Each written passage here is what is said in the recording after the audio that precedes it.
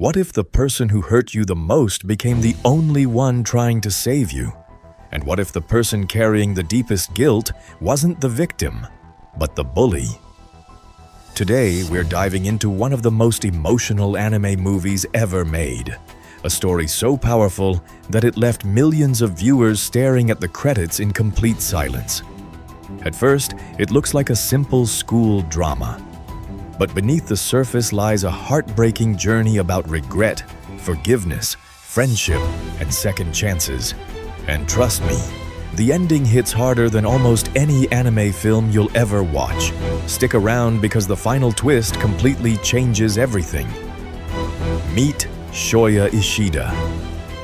At first glance, he's your typical energetic kid. Loud, impulsive, constantly looking for excitement. The problem? He often finds that excitement at someone else's expense. Then, one day, a new student arrives. Her name is Shoko Nishimiya. She's kind, cheerful, and wants desperately to make friends. But she also has hearing loss and communicates differently from everyone else around her. Sounds simple enough, right? Wrong. Instead of welcoming her, many students struggle to understand her. What begins as awkward misunderstandings slowly turns into something much darker. And leading the charge?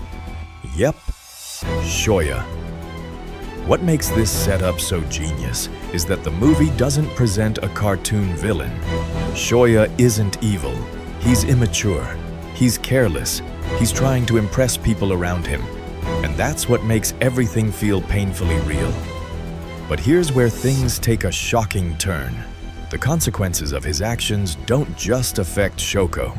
Eventually, the entire class turns against Shoya himself. Suddenly, the bully becomes isolated.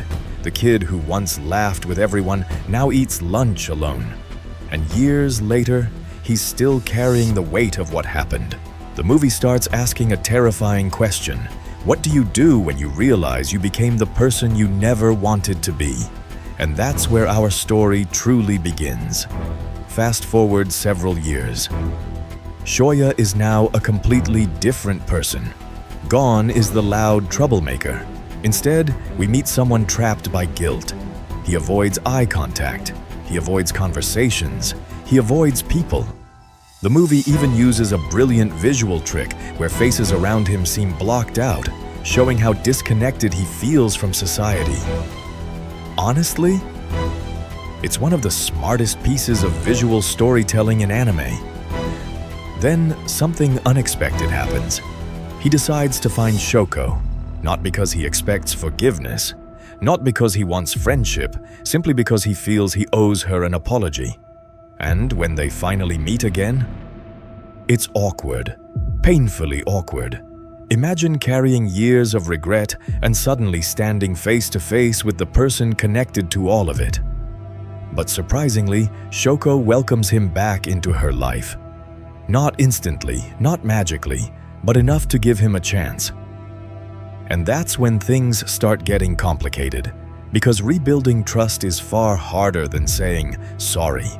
Can someone truly change, or is the damage already done? As Shoya spends more time with Shoko, something incredible begins happening. He's slowly reconnecting with the world.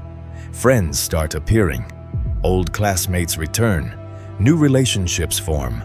For the first time in years, he starts laughing again. But don't get comfortable, because this movie loves reminding us that emotional wounds don't disappear overnight. Everyone in the group carries baggage. Some regret staying silent. Others regret things they said. Some are still hiding their true feelings. And the tension grows every single scene.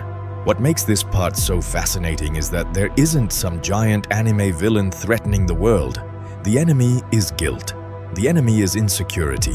The enemy is the fear of being judged. And somehow, that feels even more intense. Comment below. Who do you think had the hardest journey, Shoya or Shoko? Because trust me, the answer isn't as obvious as it seems. Then the group starts confronting the past. Old memories resurface, arguments explode, secrets come out, and suddenly those fragile friendships begin cracking apart. Everything they've built feels like it's about to collapse. This is where the movie transforms from great to unforgettable. As tensions rise, Shoko begins blaming herself for things that aren't entirely her fault.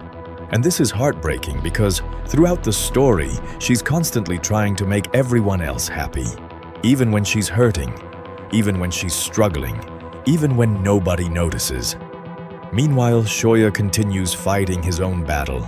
He desperately wants to move forward, but guilt has become part of his identity. Without it, who is he? The film never gives easy answers. Instead, it forces us to sit with uncomfortable emotions.